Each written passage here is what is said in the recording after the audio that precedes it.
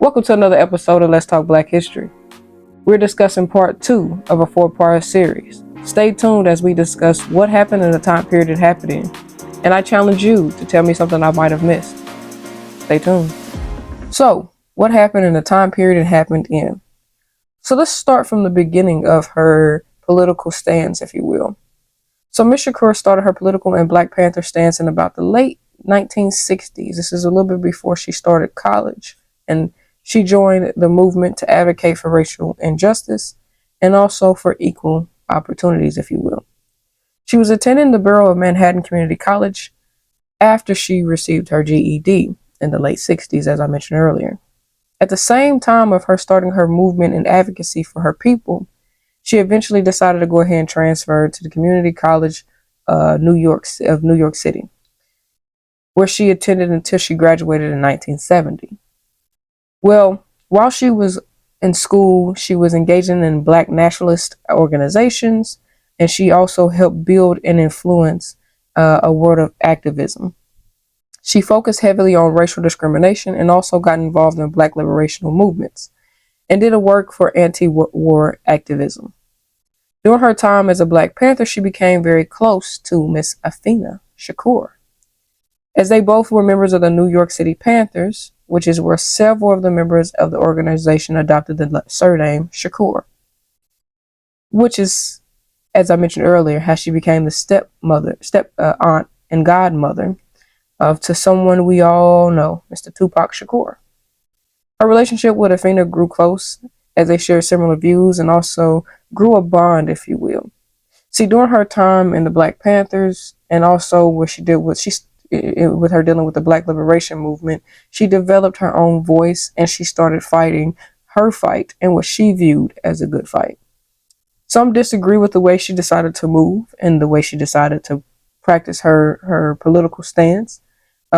She did at one point attempt to do a peaceful political stance movement, but in true fashion, it never really fully goes free of violence, if you will, unfortunately.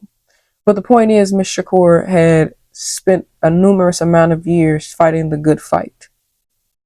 During her time in the Panther Party and all her political movements, she would become very well known for the way she moved. It was very powerful, very resilient, very strong, and very straightforward in your face. She was not afraid to stand up and go against anyone. Until this day, is still not afraid to go up against anyone.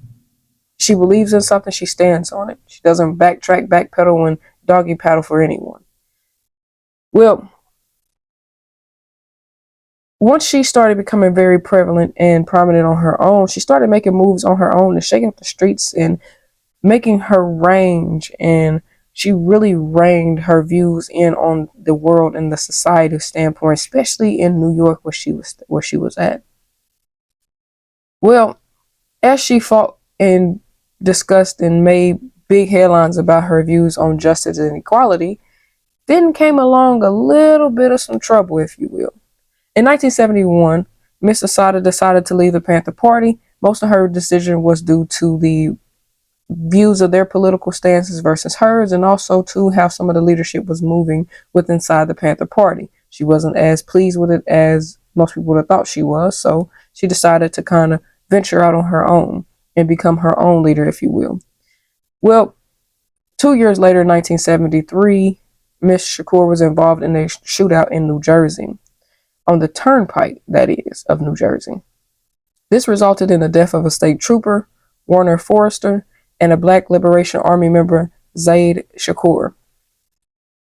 A few years of going back and forth between trial, finally in 1977, she was convicted of murder for the state trooper Forrester and was sentenced to life in prison plus 30 years. Now, here's one thing that I want to point out that really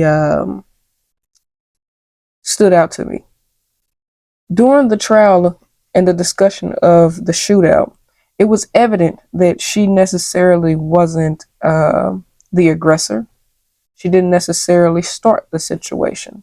From listening to and going through documents, it seems as Ms. Shakur was actually, unfortunately, in the wrong place at the wrong time type of situation. Although she was there when the situation took place, didn't really do what they convicted her of. And more so, she was deemed more of an accomplice to murder, but was convicted for the murder nonetheless. Make sure you guys come back next week for episode 3 of Let's Talk Black History, Assata Shakur edition, as we discuss the end result, or lack thereof, for Miss Assata Shakur. Stay tuned.